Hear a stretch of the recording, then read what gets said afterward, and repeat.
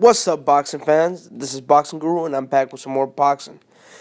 Well, tonight was a great night of boxing, man. Out of all the fights, this fight didn't get a lot of attention. I was watching the Jesus Cuellar fight, and I was tuning in and out from the fight, but I did pick some things off. I saw like a couple of the rounds, but basically, man, Molina was just going forward, finding a distance with the jab, and trying to land an overhand right or a hook. He was just trying to land that one knockout blow and hurt Terrence Crawford and just get him out of there. I mean, that was his only shot. I mean, that's your only shot when you go in there with a guy who's way more skillful than you and faster than you. And at the end of the day, Terrence Crawford, he got Molina out of there, and I believe it was the 10th round. He landed a couple of punches, a body shot that hurt him and made him go into the corner. And he just switched it up, body head, until he landed a good shot right in the body, and they hurt him, and he went down, and that was all she wrote.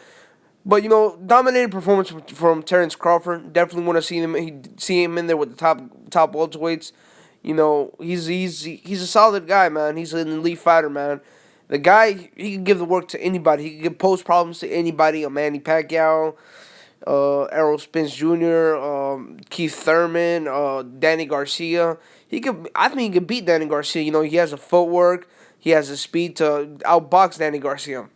Danny Garcia has power. I mean, Terrence Crawford, he hasn't been shown to be chinny like Amir Khan, so I don't think he'll get knocked out like that. So I think he can outbox Danny Garcia and beat him.